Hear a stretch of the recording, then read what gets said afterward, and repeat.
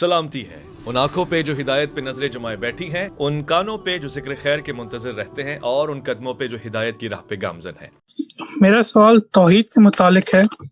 اللہ کا نہ کوئی باپ ہے نہ بیٹا، پھر انجیل میں باپ اور بیٹے کی تعبیر کیسے آئی؟ اور حجر اسود کو اللہ کے ہاتھ کی علامت کہا جاتا ہے، تو کیا یہ ایک نوعیت کی بت پرستی نہیں ہے؟ یہ تعبیریں بڑی خوبصورت تعبیریں ہوتی ہیں۔ مولانا الطاف حسین حالی کے بارے میں کوئی سوچ سکتا ہے کہ وہ ادنا درجے میں کسی شرک کو گوارا کریں گے؟ لیکن دیکھیے کیسا خوبصورت شعر کہا ہے کہ ہے ساری مخلوق کنبہ خدا کا۔ تو یہ اصل میں ادبی تعبیریں ہیں۔ آدمی جب دین پر بات کرتا ہے یا دین کا بیان سنتا ہے تو اس کے اندر بھی اچھا ادبی ذوق ہونا چاہیے۔ تو یہ باپ بیٹے کی تعبیریں یہ تعلق کو بیان کرنے کے لیے، یا خدا گویا ہمارے لیے باپ کے بمنزلہ ہے۔ تو حضرت مسیح نے یہ تعبیر اپنے لیے بھی اختیار کی، یہ پوری بنی اسرائیل کی قوم کے لیے بھی اختیار کی، تم سب خدا کے بیٹے ہو جی۔ یعنی یہ گویا تعلق جو خدا کو ہے۔ ہم بھی دیکھیے بعض موقعوں پر سمجھانے کے لیے کہتے ہیں کہ اللہ تعالیٰ کو اپنے بندوں سے تو 70 ماؤں سے زیادہ پیار ہے۔ تو یہ در حقیقت ایک تعلق کو مثال بنا کر انسان کو سمجھانے کا بہت ہی اچھا، بہت ہی لطیف اسلوب ہے۔ یہ لوگوں کی بدقسمتی ہے کہ انہوں نے اس سے غلط مطلب لے لیا اور حقیقت میں باپ بیٹا بنا کے بیٹھ گئے۔ یہ ایسے ہی ہے کہ کوئی آدمی مولانا الطاف حسین حالی کا یہ مصرع پڑھے اور اس کے بعد یہ کہے کہ سارے کے سارے لوگ جو ہیں وہ اللہ تعالیٰ کے کہیں سے پیدا ہوئے ہیں۔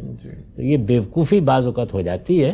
لوگوں کو اچھا ادبی ذوق پیدا کرنا چاہیے، ادبی چیزوں کو دیکھنا چاہیے، ادب میں کیا اسالیب اختیار کیے جاتے ہیں ان کو سامنے رکھ کر الہامی صحائف کو اور ان کے متون کو پڑھنا چاہیے۔ ایک تو بنیادی بات یہ ہے۔ دوسری بات یہ ہے کہ جو علامتیں پیدا کی جاتی ہیں وہ علامتیں ہی ہوتی ہیں۔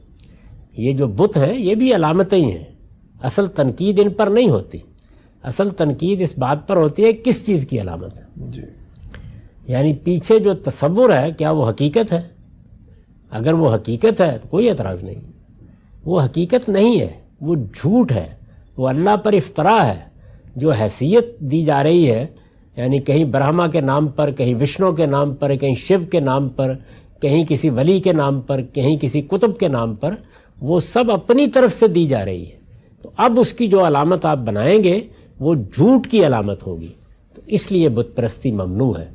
اگر علامتیں حقیقی ہیں تو ان علامتوں ہی کے ذریعے سے اصل میں انسان نفسیاتی طور پر متعلق ہوتا ہے۔ اس لیے کہ خو گرے پیکرے محسوس ہے انسان کی نظر۔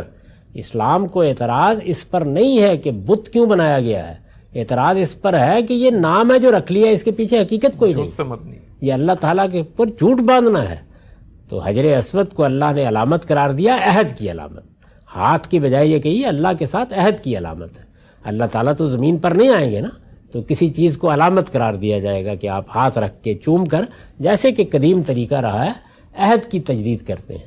اسی طرح سے جو وہاں کنکر مارے جاتے ہیں وہ شیطان کے خلاف جنگ کا شعیرہ ہے، اس کی علامت ہے۔ تو علامتیں تو بڑی اعلیٰ چیزیں ہیں۔ علامتیں ہم جھنڈے کی صورت میں بناتے ہیں، علامتیں ہم اپنے ہاں کے ترانے کی صورت میں بناتے ہیں۔ یہ مراسم پیدا کرنا، یہ علامتیں ہیں جو نماز آپ پڑھتے ہیں۔ یہ رکوع کرنا، سجدہ کرنا، سر تو زمین پر رکھ رہے ہوتے ہیں، وہاں اللہ تعالیٰ تو نہیں بیٹھے ہوئے، لیکن انسان یہ تصور کرتا ہے اور پھر گویا سر پیشانی اپنی زمین پر رکھنا یہ اس بات کی علامت ہوتی ہے کہ میں اپنے پورے وجود کو جھکا رہا ہوں۔ تو یہ علامتیں جو ہیں یہ کوئی قابل تنقید چیز نہیں ہے، اس سے کوئی خرابی نہیں ہوتی۔ کس کے لیے ہے؟ اللہ کے لیے ہے، اور اللہ کی مقرر کرنا ہے تو سبحان اللہ، اور اگر یہ کسی اور کے لیے ہے تو جھوٹ پر مبنی۔ واضح ہوگی سر بات۔